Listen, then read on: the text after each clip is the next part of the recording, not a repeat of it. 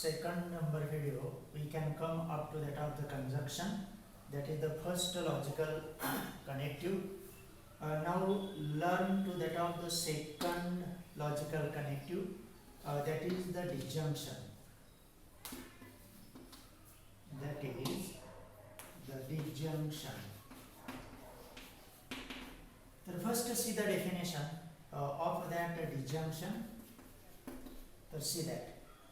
Now, if two statements are combined or connected to each other by using the word that is the or, आता कुठला शब्द प्रयोग करायचा आपण or हा शब्द प्रयोग by using that of the word or, then that compound statement is called that the disjunction.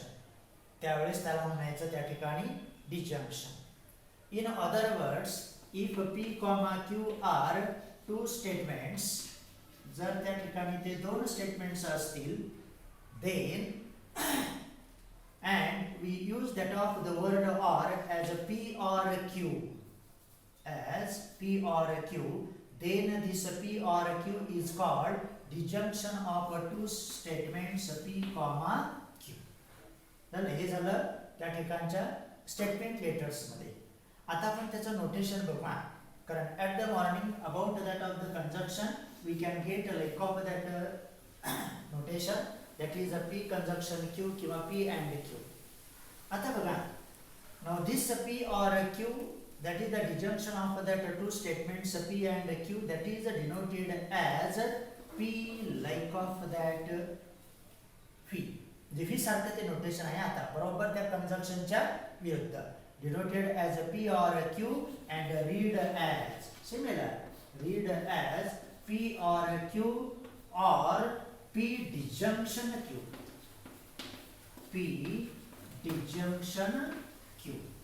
तर अशा रीतीने त्याला रीड करायचा आहे. For example, suppose that if we can take that p double dot 3 plus 5 equal to that of the 8. त्यानंतर q double dot Pune is in Maharashtra, बरोबर. आणि मग त्यांचं डिजंक्शन काय होणार आहे, तर दॅट इज p और q double dot 3 plus 5 equal to 8 और Pune is in Maharashtra, Pune is in Maharashtra. तर like of that we can join that of the two statements by using that of the word or, then it becomes that of the disjunction. तर हे झालं त्याचं notation, that is a p or q. म्हणताना p or q म्हणा, लिहिताना असं v सारखं ते लेटर आहे, that is a disjunction p or q. झालं. त्यानंतर now about its truth table. आता याचा ट्रूथ टेबल बद्दल बघा काय म्हणतंय ते. तर see that. आणि आता again that first two columns do not change. परंतु आता काय म्हणतंय ते बघा. Now suppose that first statement is 3 plus 5 equal to that of the 8. त्यानंतर Q statement आहे that we have to take another 4 is बघा 4 is odd number. 4 is odd number. आता त्यांच्या ट्रूथ व्हॅल्यूचा जर विचार केला तर p is a true statement, that is a true. q is also the statement but it is a false, बरोबर. आणि मग आता त्याचं डिजंक्शन तयार करू. तर see that p or q double dot, तर कसं कंपाऊंड स्टेटमेंट तयार होणार, 3 plus 5 equal to 8 or 4 is odd number, 4 is odd number. आणि मग आता याच्याबद्दल ट्रूथ व्हॅल्यूचा विचार करू. म्हणजे आता इथे कंजंक्शनला कसं होतं, अँड असताना दोघांचाही विचार आपल्याला करावा लागत होता. But here there is a word or means there is a some relaxation or we have to choose the correctness. Or हा शब्द आला म्हणजे आपल्याकडे पर्याय उपलब्ध झाला. मग तसं नव्हतं, कंजंक्शनला दोघांचाही आपल्याला विचार करावा लागत होता. But here is that of the sum word that or gives another way. आणि मग आपण दोन, एक चूक आहे आणि एक बरोबर आहे. We have to think about that of the correctness. आणि म्हणून त्याची ट्रूथ व्हॅल्यू काय येते त्या ठिकाणी, दॅट ऑफ द ट्रूथ. आणि मग आता आपण त्याचा ट्रूथ टेबल तयार करू शकतो. तर what about that truth table? See that similar like of here in this way. परत त्याचे 3 कॉलम करायचे ॲट द मॉर्निंग किंवा प्रिव्हियस व्हिडिओ. तर पी आणि क्यू. तर इथं 4च पॉसिबल ट्रूथ व्हॅल्यू असतात कारण 2 आपल्याकडे स्टेटमेंट्स आहेत, बरोबर. तर इन दिस वे. आणि मग बघा आता, तर here is that of the P or Q. त्याचा ट्रूथ टेबल आता तयार होतोय. आता हे कसं ठेवायचं? पी आणि क्यूच्या ट्रूथ व्हॅल्यू अजिबात बदलणार नाहीत. त्या पॉसिबल ट्रूथ व्हॅल्यू त्याच राहत असतात. तुमचं कंजक्शन असो नाही तर आणखी बाकीच्या पुढच्या लॉजिकल क्रममध्ये आपण जाऊ त्यावेळेस सुद्धा. आणि ह्यांचा क्रम कसा असतो? हे असतात डबल टी डबल एफ, म्हणजे क्रम म्हणा 2 टी 2 एफ लिहायचे आणि क्यूला single t single f, t f नंतर परत टी नंतर परत एफ. तर लाईक ऑफ दॅट. तर हे 2 कॉलम बदलणे नाही कारण त्या पॉसिबल ट्रूथ व्हॅल्यू पी आणि क्यूच्या आहेत. आता त्या बदलतील, बरोबर. मग दोन्ही ट्रू आहेत, पी और क्यू ट्रूच राहणार. एक ट्रू असेल तरी आपण सत्य म्हणू शकतो, सत्य स्वीकारू शकतो. Always think about that the truthness. आणि मग f or t that is also t. पण तो दोन्ही जरी फॉल्स असतील तर त्याची ट्रूथ व्हॅल्यू मात्र ऑटोमॅटिकली काय येते? फॉल्स येते. आणि आता याचं परत त्या कंजक्शन सारखं इथं काहीतरी एका वाक्यात सांगता येत आहे. मग इथं कधी काय घडते बघा. For first possibility, another possibility, third possibility, all truth values are that of the T. त्या सर्व ट्रूथ व्हॅल्यू टी आहेत. फक्त एकच एफ आहे. कंजक्शन मध्ये कसं होतं? एकच टी होती, 3 एफ होते. इथं त्याच्या विरुद्ध घडलंय. एकच एफ आहे, 3 टी आहे. पण तो कधी आहे एफ? दोन्ही फॉल्स असतील तर. म्हणून तो ट्रूथ टेबल डिजंक्शनचा पी और क्यूचा एका वाक्यामध्ये कसा सांगता येतो? If both P and Q are false then only it is false, otherwise always it is true. नाहीतर बाकीच्या सर्व शक्यतांसाठी आपलं डिजंक्शन हे काय असतं? ट्रूच असतं. तर this is the total information about that of the second logical connective that is the disjunction, बरोबर. त्यानंतर आता जाऊ तिसऱ्या लॉजिकल कनेक्टिव्ह कडे. Now third logical connective, that is a conditional. Conditional किंवा त्याला दुसरा शब्द आहे ना आता, that is the implication. Conditional or implication. आणि आता त्याचे सुद्धा आपल्याला नेहमीप्रमाणेच ते डिफाइन करायचे आहे. तर सी दॅट. आता कुठला शब्द प्रयोग पुढचा येतोय त्या ठिकाणचा? If dot dot then dot dot. आणि मग बघा, if two statements are combined or connected to each other by that the word if dot dot they then dot dot. If dot or phrase आहे ती if dot dot then dot dot, then that compound statement is called conditional or implication. त्यावेळेस त्याला म्हणायचं conditional किंवा implication. 2 शब्द प्रयोग आहेत त्याला, कंडिशनल और इम्प्लिकेशन. त्यानंतर आता हे शब्दच झालं. आता त्या नोटेशन मध्ये बघा, if P comma Q are 2 statements. हे जर 2 स्टेटमेंट्स असतील तर are 2 statements. 1 minute. P comma Q are 2 statements. तर हे 2 स्टेटमेंट्स आहेत. And if we can get if p then q. बघा, if p then q, then it is called the conditional or implication of 2 statements p comma q. त्यावेळेस त्यांना conditional किंवा implication म्हणायचं. म्हणजे शब्दामध्ये आपण लॉजिकल कनेक्टिव्ह ह्या शब्दाचा उपयोग केला. म्हणजे if 2 statements are combined by the logical connective if dot dot then dot dot, then it is called the conditional or implication. Symbol मध्ये किंवा नोटेशन मध्ये if p then q, बरोबर. हे झालं लेटर्स मध्ये. आता त्याचं नोटेशन बघा, म्हणजे if p then q. तर see that the conditional or implication of that 2 statements p comma q is denoted by. आता त्याचं नोटेशन आहे असं, that is p arrow q. परंतु तो एरो सिंगल आहे, म्हणजे एका साईडलाच तो एरो आहे, इकडे नाही. आलं लक्षात? p implies q, किंवा असं पण दाखवू शकता, म्हणजे इथं दोन सेगमेंट आणि एरो मात्र क्यू कडच. एक जरी दाखवलं तरी पण शक्यतो आपण याचाच उपयोग करतो. हे जर आलं क्वेश्चन पेपर मध्ये तर ते सुद्धा तुम्हाला माहित पाहिजे. P implies a Q or P implies a Q and read as. आता जे जसं मी म्हटलं तसंच रीड करायचं. Read as P implies a Q, P implies a Q or if P then Q. यानं सुद्धा रीड केलं तरी चालतंय. P implies a Q or if P then Q.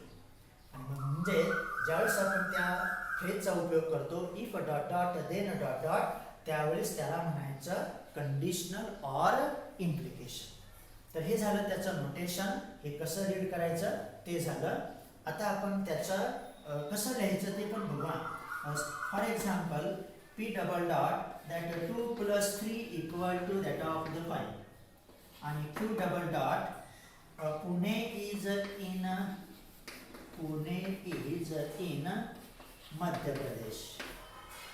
बरोबर. म्हणजे आता ट्रूथ व्हॅल्यू, आता त्याचं आपण इम्प्लिकेशन कसं लिहायचं तेवढाच फक्त विचार करूया. आणि मग P implies Q double dot, इथं डबल डॉट देऊया. P implies Q double dot if, बघा लिहिताना बरोबर P च्या ऐवजी ते वाक्य येणार ना. If 2 + 3 equal to 5 then Pune is in MP.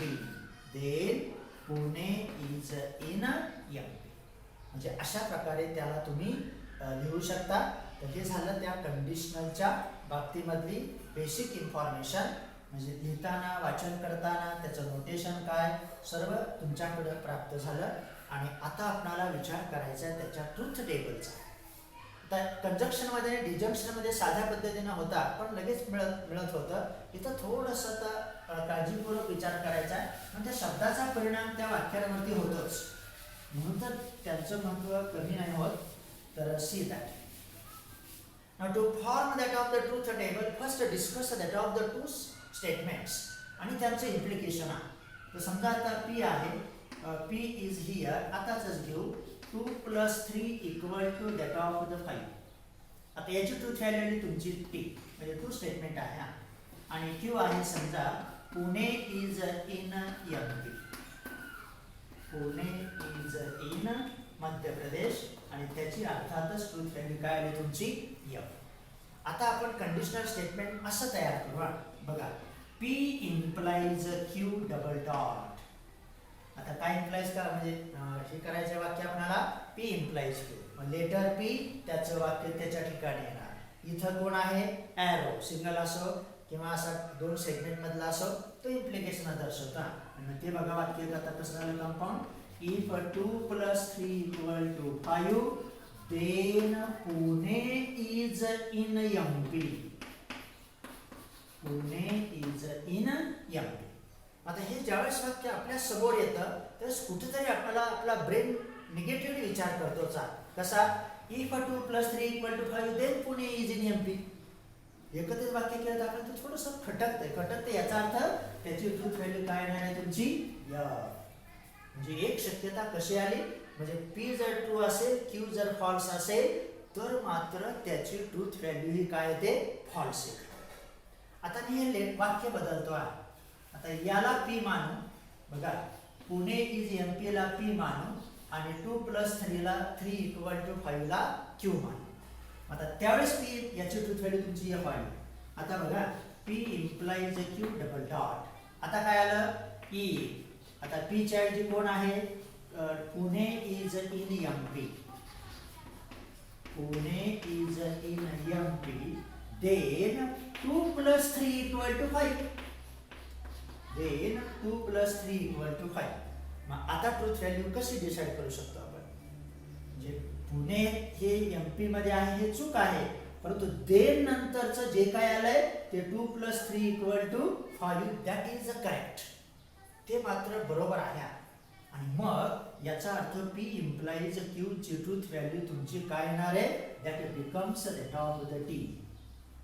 तर ह्या दोन गोष्टी झाल्या. म्हणजे एक ट्रू असेल तर दुसरा फॉल्स असेल तर काय. आणि आता आणखी एका शक्यतेचा विचार करू, दोन्ही ट्रू असतील तर काहीच प्रॉब्लेम नाही, दॅट बिकम्स ऑलवेज ट्रू. त्यानंतर आणखी एकाचा विचार करू आणि मग शेवटी तुम्हाला ट्रूथ टेबल प्राप्त होईल. त्यानंतर आता तिसरा एक बघा, let us take P double dot, Goa is in Maharashtra, Goa is in Maharashtra, आणि Q double dot, Goans are Maharashtrians, RASHTRIANS, Goans are Maharashtrians. आता गोवा इज इन महाराष्ट्र, ह्या वाक्याची ट्रूथ व्हॅल्यू काय आहे तुमची F येते. याची गोन्स आर महाराष्ट्रियन्स हे सुद्धा चुकीचं आहे, दॅट इज ऑल्सो F. आता त्याचं इम्प्लिकेशन तयार करू आणि मग P implies Q double dot. आता बघा त्या शब्दाचा परिणाम कसा होतोय त्या.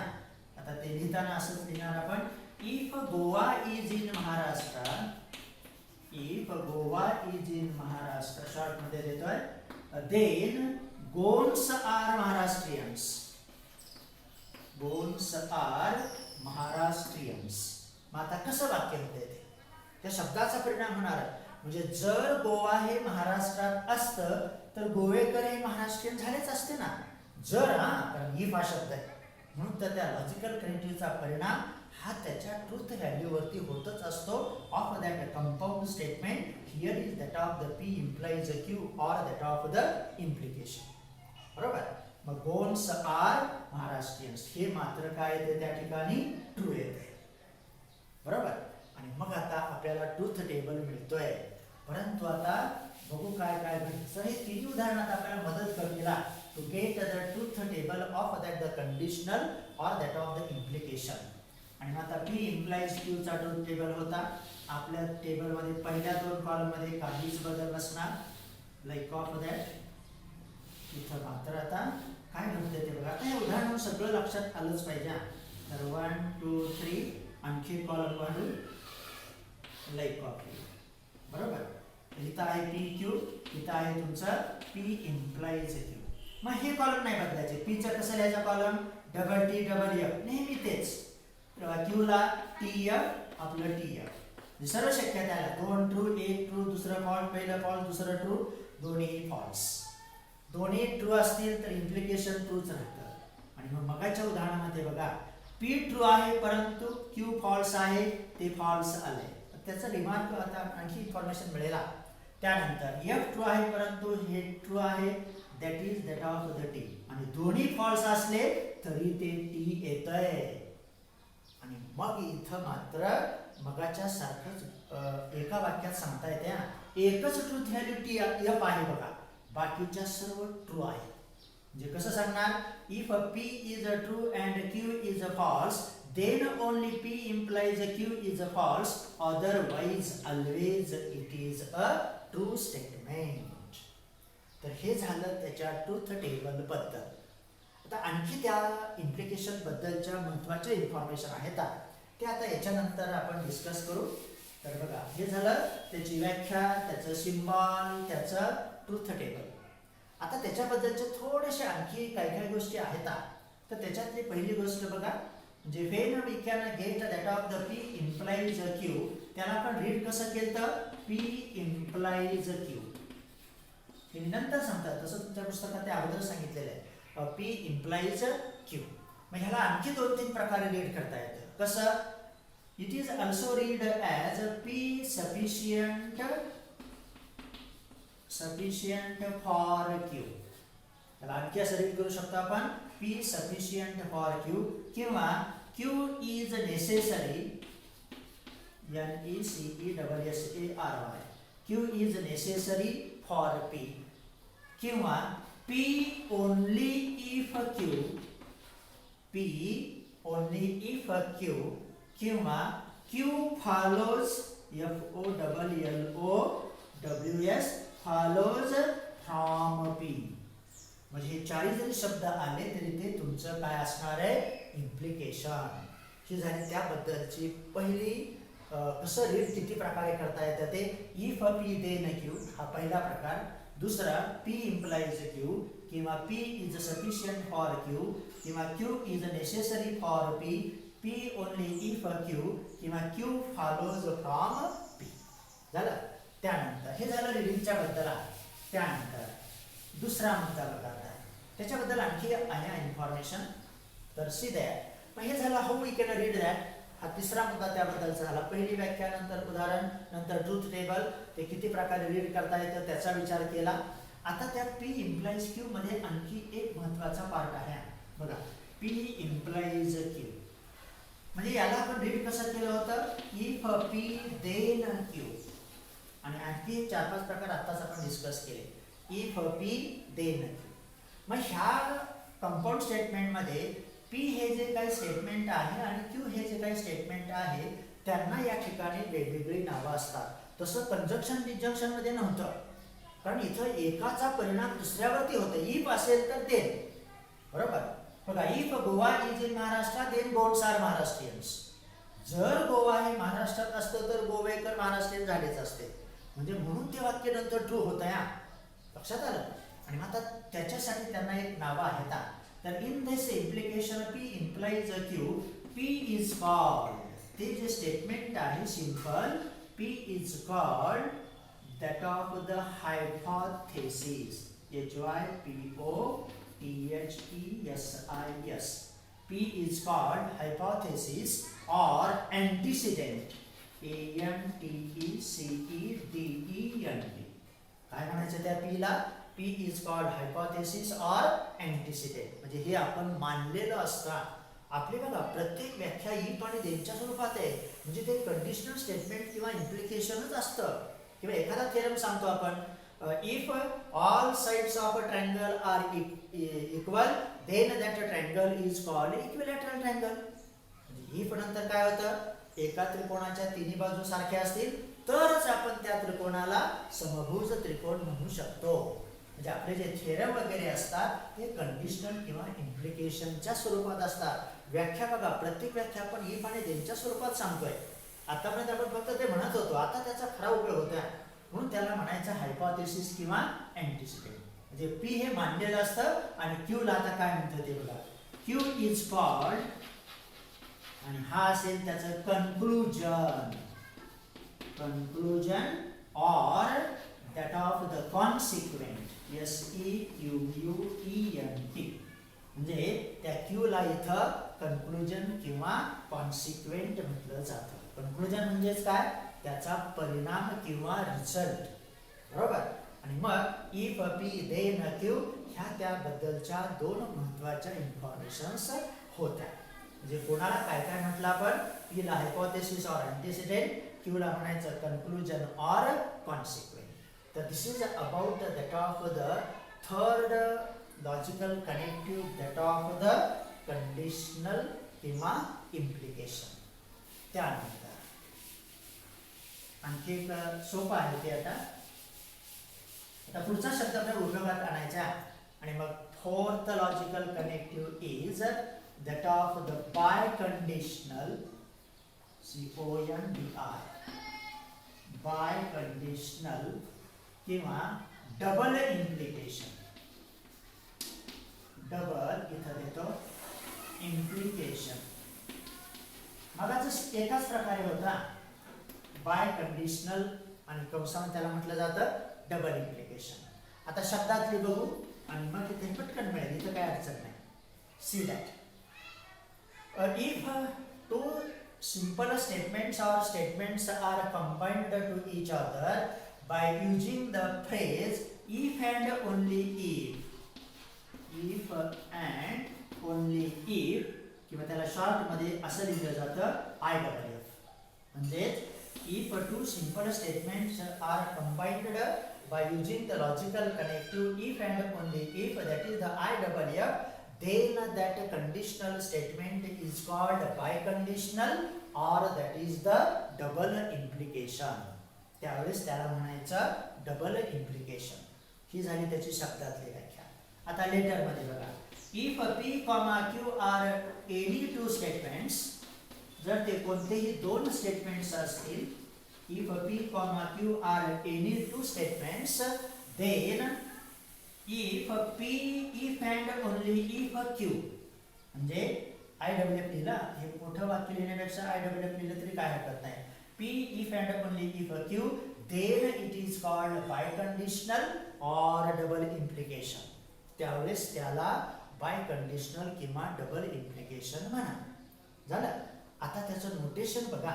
मगा होतं फक्त कंडिशनल, आता आहे बायकंडिशनल, म्हणून आता डबल एरो असणार. आणि मग this is denoted as p double arrow q, किंवा दोन सेगमेंट पण घेऊ शकता इथं असे, like of that p if and only if q. Read सुद्धा कसं करायचं आता सर तुम्ही जसं म्हटलं तसं, p if and only if q or p biconditional q. तर हे जर त्याचं डबल नावच आहे बघा, दोन्ही परत एरो असतो. म्हणजे काय, पी जर असेल तर क्यू असतं आणि क्यू जर असेल तर पी असतं. इकडून इकडे एरो जातो, परत क्यू कडून इकडे येतो. If P then Q and if Q then P, म्हणून तर ते येतं biconditional or double implication. For example बघा, आता इथं मात्र एक्झाम्पल मध्ये बघा, तर पी घेतो मी, दॅट इज सपोज से तुमच्याच पुस्तकातलं आहे, milk is white, milk is white. आणि क्यू आहे समजा sky is blue, sky is blue. आणि मग आता त्यांचं डबल इम्प्लिकेशन स्टेटमेंट कसं तयार होणार, इथं आता डबल एरो असणार, P implies Q double dot. मग लिहिताना आपण बरोबर पीच्या ठिकाणी ते वाक्य येतं, याच्या ठिकाणी तो शब्द येतो आय डबल एफ किंवा इफ अँड ओनली इफ, क्यूच्या ठिकाणी ते वाक्य येतं. लिहिताना कसं, that is milk is white, बघा milk is white if and only if sky is blue. Well, बरोबर, milk is white if and only if sky is blue. आणि मग आता त्याच्या ट्रूथ टेबल बद्दल पण आपल्याला विचार करता येतो. इथं बघा, याच्यावर लगेच पटकन येला. मग मिल्क इज व्हाईट ट्रू आहे, sky is blue without that of the clouds. आता क्लाउड दिसला तुम्ही म्हणा आता कुठं ब्ल्यू दिसते, तसं नाही, that is the nature. Sky is a blue, that is also true statement. मग दोन्ही ट्रू असतील तर हे ट्रूच असणार, एक ट्रू असेल दुसरं फॉल्स असणार, ते फॉल्सच राहणार. आणि दोन्ही एफ असतील तर हे ट्रू येतं, बरोबर. कारण का, दॅट बिकम्स द, एक असेल तर दुसरं, दुसरं असेल तर पहिलं चुकीचं दुसरं चुकीचं. मग आपण मगा इम्प्लिकेशन ते ट्रू आलं होतं, Goa is in Maharashtra false होतं, गोवन्स आर महाराष्ट्रीयन ते सुद्धा फॉल्स होतं, पण ते इम्प्लिकेशन केलं की ते ट्रू येत होतं. आणि म्हणून इथं पण when we can form that the truth table of that the by conditional statement or that is the double implication, see that. आणि मग परत इथं डबल इम्प्लिकेशन म्हणून डबल एरो द्या, परत 3 कॉलम, त्या कॉलम मध्ये पहिल्या दोघांमध्ये काही बदल नसणार. नंतर इन्क्रीज करू लाईक ऑफ दॅट, इथं P Q, P if and only if that of the Q. आणि मग आता हे 4 रो, 2 3 आणि 1 इन्क्रीज करायचा, काय फरक नाही, that is a like of, बरोबर. त्यानंतर मग पहिले 2 कॉलम तुमचे असतील 2 टी 2 एफ, हा क्रम बदलायचा नाही त्या कॉलमचा. पी चा double t double f, q चा single t single f, t f that of the t f. आणि मग आताच आपण पाहिलं दोन्ही ट्रूथ व्हॅल्यू जर समान असतील तर डबल इम्प्लिकेशन ट्रू येतं. ह्या पण समान आहेत, जरी फॉल्स असल्या तरी सारख्या आहेत, त्या फॉल्स फॉल्स, म्हणून ट्रूथ व्हॅल्यू काय येते, टी येते. आणि आता इथं मात्र T if and only if F असेल तर ते फॉल्सच असतं, हे सुद्धा काय येणार तुमचं फॉल्स. आणि मग आता इथं मात्र 2 फॉल्स आणि 2 टी आले, म्हणून तो ट्रूथ टेबल एका वाक्यात कसा सांगितला जातो, if P and Q have same truth values either T or false, फक्त समान पाहिजे दोघांच्या, मग त्या टी असो किंवा फॉल्स असो, then that double implication or p if and only if q is true, otherwise it is always false. तर अशा रीतीने आपलं हे चौथं बाय कंडिशनल होत आहे. You can stop here. बाकीचं एक राहिलंय ते नंतरच्या ह्याच्यात मिळेल.